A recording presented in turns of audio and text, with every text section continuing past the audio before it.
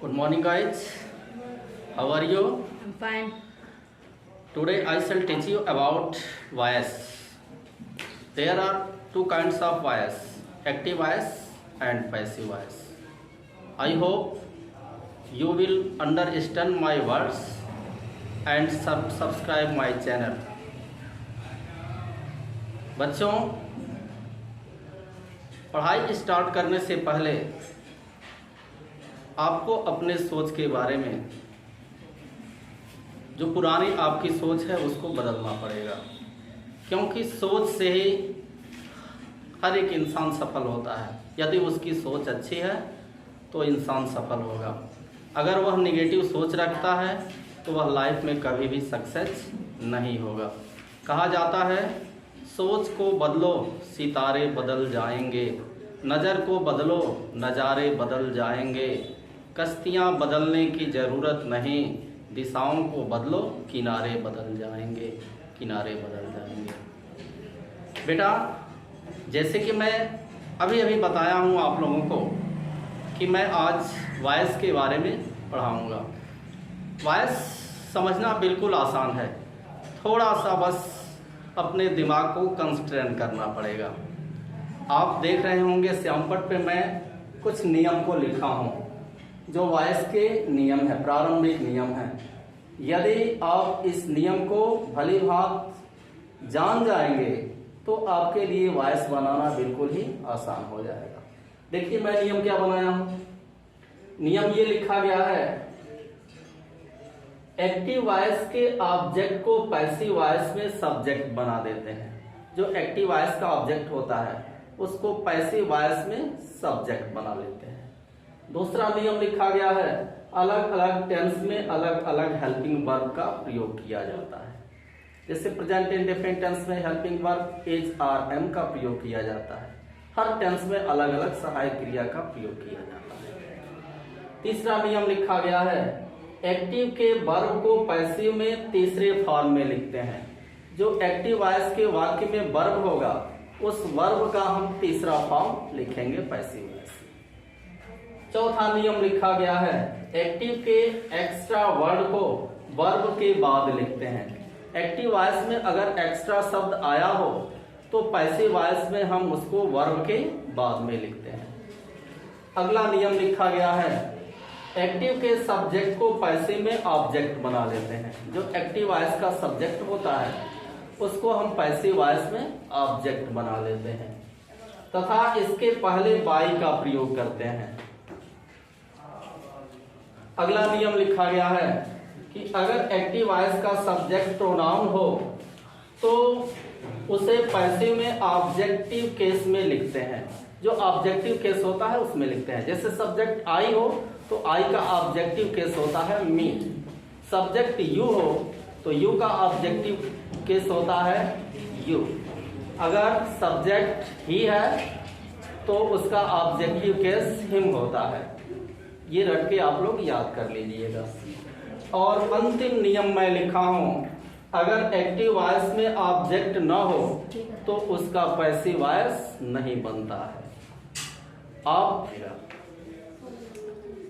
आज हम आप लोगों को प्रेजेंट इंडेफिनिट टेंस, आप टेंस पढ़े होंगे प्रेजेंट इंडेफिनिट टेंस। तो प्रेजेंट इंडेफिनिट टेंस में जो भी सेंटेंस आते हैं, simple sentence, negative sentence, interrogative sentence, interrogative negative sentence, उन सारे सेंटेंस को एक एक करके बारी बारी से देखेंगे।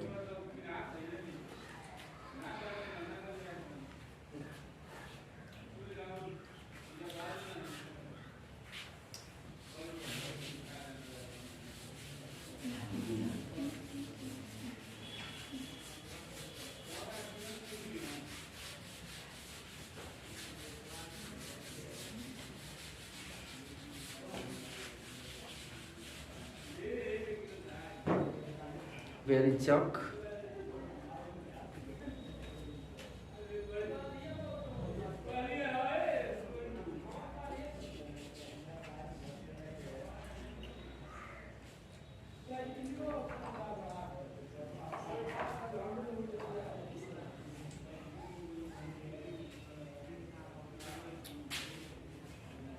आज हम पढ़ेंगे प्रेजेंट इंडेफिनिट टेंस।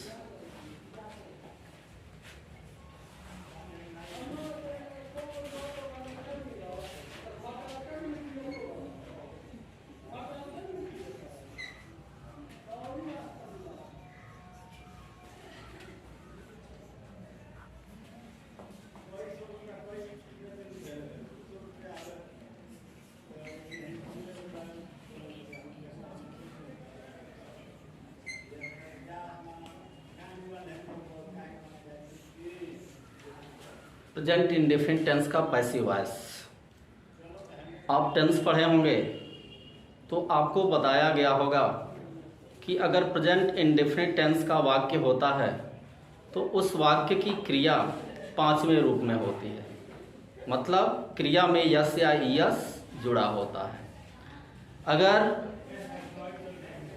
क्रिया में यस या ईएस नहीं जुड़ा हुआ है तो वह वाक्य निश्चित रूप से या तो इंट्रोगेटिव होगा या तो इंट्रोगेटिव निगेटिव होगा, तो उस वाक्य में डू या डज का प्रयोग अवश्य हुआ रहेगा। अगर वाक्य का सब्जेक्ट प्लूरल है, इस कंडीशन में, या वाक्य का सब्जेक्ट आई, यू, वी और दे है, तो वर्ब में यस या यस नहीं जुड़ा होता है।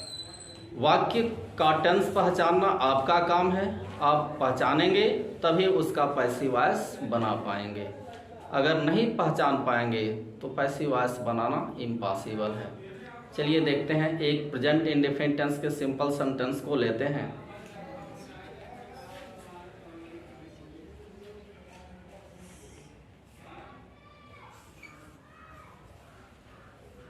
Raju helps me. छोटा सा वाक्य है, राजू हेल्प्स मी। यह प्रेजेंट इंडेफिनिट टेंस का वाक्य है और सिंपल है। आप देख रहे होंगे वर्ब जो लिखा गया है हेल्प, उस हेल्प में यस जुड़ा हुआ है, हेल्प्स हो गया। मतलब कर्ता ये जो है कर्ता के अनुसार क्रिया को बनाया गया है। कर्ता एक वचन का है इसलिए क्रिया को भी एक वचन बनाया गया है। अगर हम इसको पैसिव में बदलें तो उपयुक्त नियम जो हम श्यामपट पर लिखे थे, एक एक नियम को पढ़ के उसको पैसिव में आसानी से बदल सकते हैं। चलिए बनाते हैं। जैसे मैं बताया था कि अगर वाक्य प्रेजेंट इंडेफिनिट टेंस का रहेगा तो उसको हम पैसिव वॉइस में जब बदलेंगे तो पैसिव वॉइस में सहायक क्रिया एज, आर, एम का प्रयोग करेंगे। चलिए बनाते हैं। इसमें वाक्य का सब्जेक्ट है राजू, वर्ब है हेल्प्स और ऑब्जेक्ट है मी। ये सब्जेक्ट है, ये वर्ब है और ये ऑब्जेक्ट है। तो आप पहला नियम ये जाने हैं कि एक्टिव वॉइस के कर्म को, एक्टिव वॉइस का कर्म है मी, इसको पैसिव वॉइस में हम कर्ता बना लेते हैं, सब्जेक्ट बना लेते हैं। तो मी अगर जो कर्ता के स्थान पे जाएगा तो वो हो जाएगा आई। क्या हो जाएगा बेटा? आई।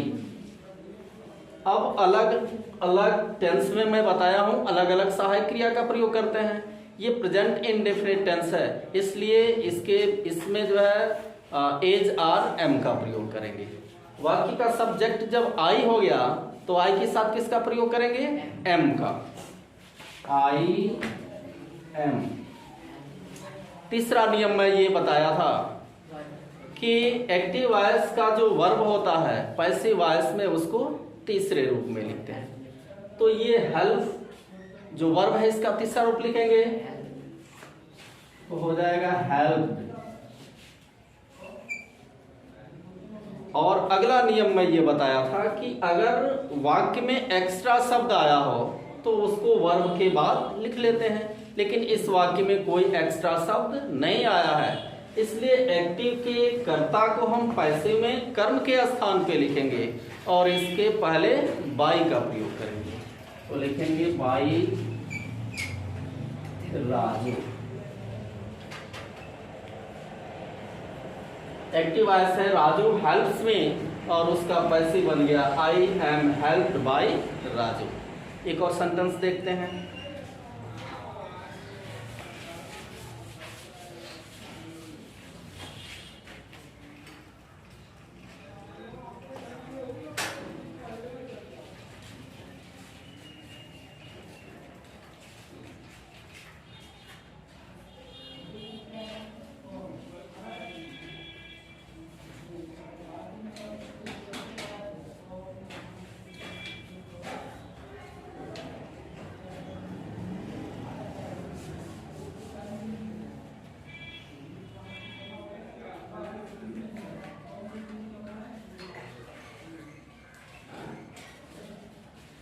ये सेंटेंस है, grandfather reads newspaper in his room. ये प्रेजेंट इंडेफिनिट टेंस का वाक्य है बेटा। देखिए इसके वर्ब में यस लगा है, क्लियर है, ये प्रेजेंट इंडेफिनिट टेंस का वाक्य है। जब हम इसको पैसिव वॉइस में बदलेंगे तो सेम उसी नियम का यूज करेंगे। क्या करेंगे? एक्टिव वॉइस के कर्म को, एक्टिव वॉइस में कर्म कहाँ है? एक्टिव वॉइस का ये सब्जेक्ट है ग्रैंडफादर, वर्ब है रीड्स और ऑब्जेक्ट है न्यूज़पेपर। एक्स्ट्रा शब्द इसमें दे दिया है इन हिज रूम, ये एक्स्ट्रा शब्द है। पैसे में हम एक्स्ट्रा शब्द कहाँ लिखेंगे? वर्ब के बाद। चलिए बनाते हैं। एक्टिव का जो सब ऑब्जेक्ट है वह है न्यूज़पेपर, तो इसको पहले कर देंगे न्यूज़पेपर।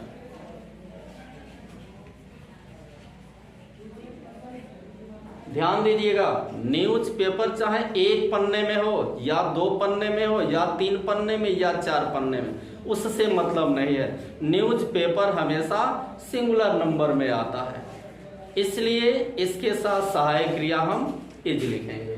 Newspaper is. क्रिया का तीसरा रूप, रीड का तीसरा रूप रेड। अब ये मैं क्रिया लिख लिया, क्रिया के बाद हम जो है एक्स्ट्रा शब्द को लिख लेंगे। इसमें एक्स्ट्रा शब्द है इन हिज रूम, इन हिज रूम। अब क्या करेंगे? एक्टिव वॉइस के सब्जेक्ट को पैसिव वॉइस में ऑब्जेक्ट के स्थान पे लिखेंगे और इसके पहले बाई का प्रयोग करेंगे। By grandfather.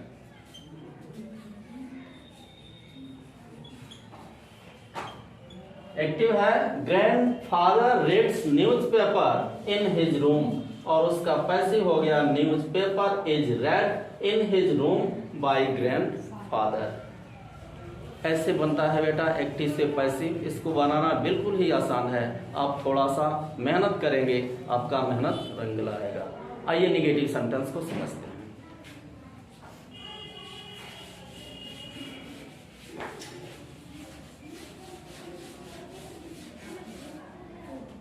Present indefinite tense जब निगेटिव होता है तो डू या डज का प्रयोग होता है और उसके बाद नॉट आता है।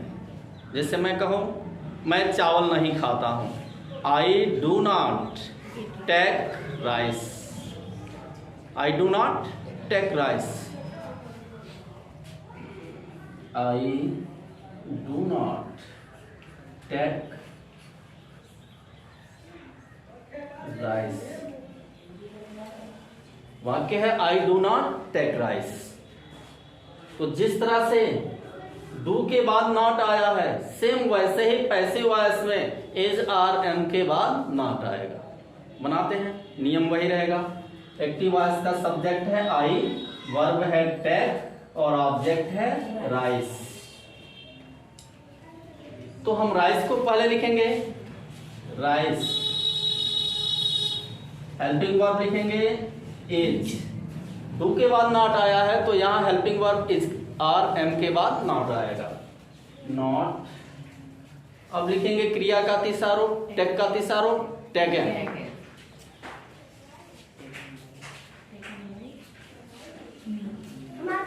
बाई आई है और आई जब ऑब्जेक्टिव केस में जाता है तो मी हो जाता है। I do not take rice, इसका पैसिव हो गया rice is not taken by me. तो इस प्रकार हम जो है नेगेटिव सेंटेंस को बनाएंगे। ये भी बिल्कुल आसान है। अब हम इंट्रोगेटिव सेंटेंस को देखते हैं। बेटा जब इंट्रोगेटिव सेंटेंस होता है प्रेजेंट इंडेफिनिट टेंस में तो डू या डज पहले आता है, या कोई क्वेश्चन वर्ड आता है और फिर डू या डज आता है। जैसे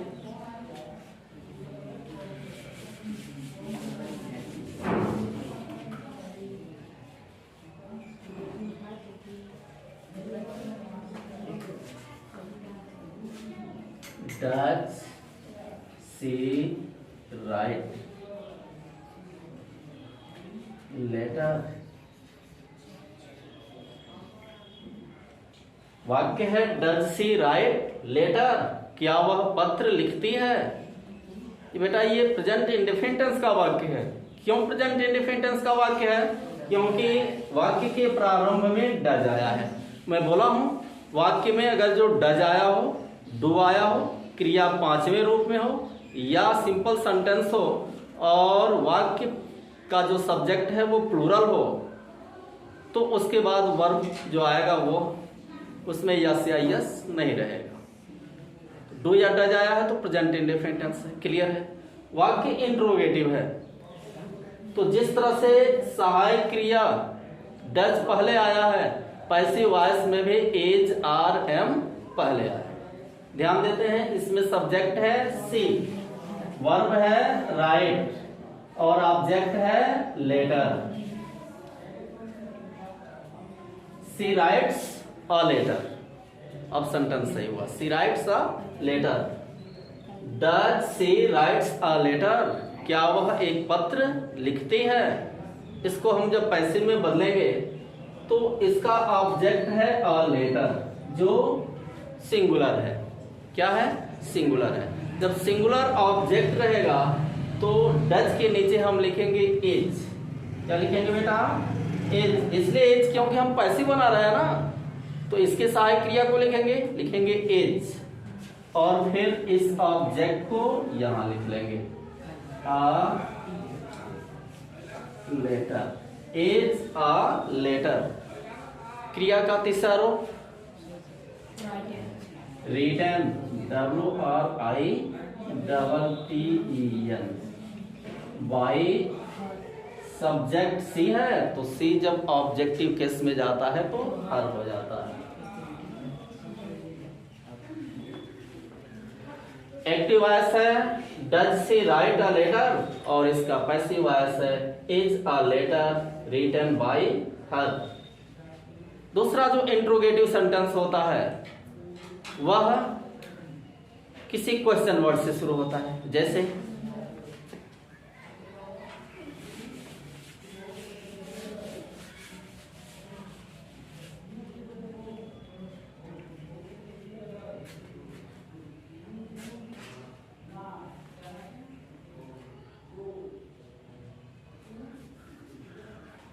Why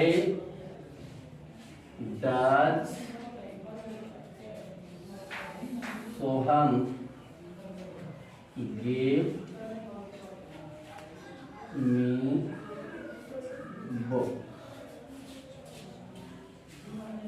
Why does Sohan give me book? Sohan मुझे किताब क्यों देता है? डज आया है। क्लियर है कि ये वाक्य प्रेजेंट इंडेफिनिट टेंस का है तो इस पैसिव वॉइस में हम सहायक क्रिया एज आर एम का प्रयोग करेंगे। बनाना बिल्कुल आसान है बेटा। जिस तरह से ये वाई शब्द आ गया है एक्टिव में तो पैसिव में भी हम इस वाई को लिख लेंगे। वाई पैसिव की सहायक क्रिया को अब लिखेंगे।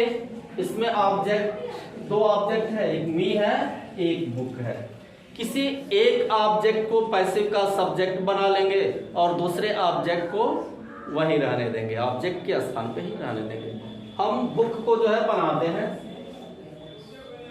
इसको ऑब्जेक्ट मान के यहां लाते हैं पैसिव में सब्जेक्ट के स्थान पे।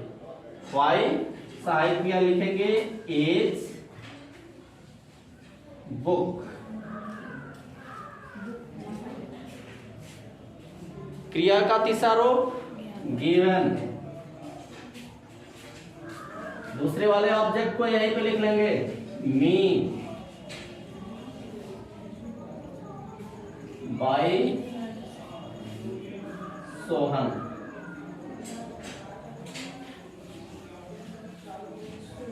एक्टिव है, why does Sohan give me book, और इसका पैसिव हो गया why is book given me by Sohan. ये इसका पैसिव हुआ। अगर हम इसको ऑब्जेक्ट मान के पैसिव बना रहे हैं तो ऐसे बनेगा। पहले वाई लिखेंगे, वाई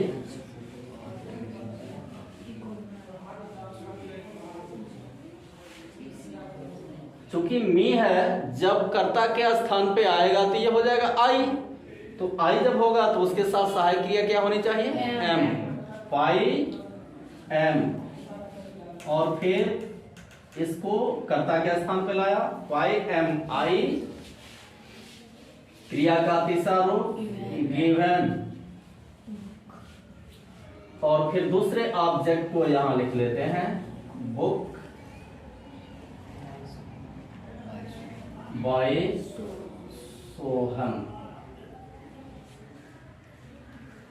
ये हो गया why am I given book by Sohan.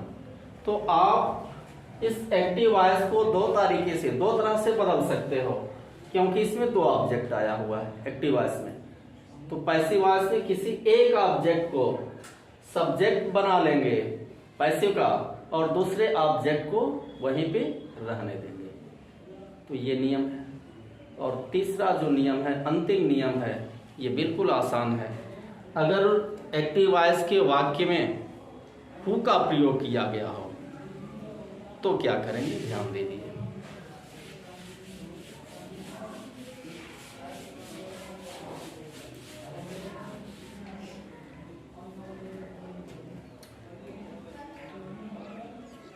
वाक्य हो, हु टीचेज यू इंग्लिश।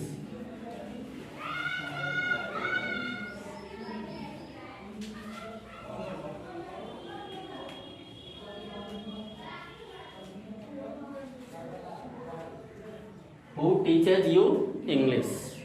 अब इसमें जो हु आया है, इस हु को पैसिव वॉइस में हम हुम में बदल देंगे, और उसके पहले बाय लिखेंगे, बाय हुम, ऐसे बाय हुम,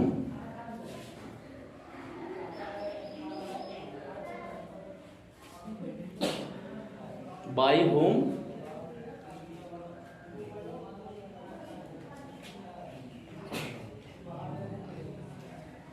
सहायक क्रिया लिखेंगे एज, ऑब्जेक्ट को रखेंगे इंग्लिश, और फिर क्रिया का तीसरा रूप डॉट, और फिर टू यू। क्या हुआ? By whom is English taught to you. दूसरा जो तरीका है उसको हम ऐसे लिख सकते हैं, by whom are you taught English. By whom are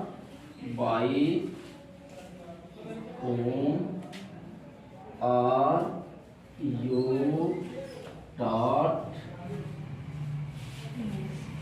English.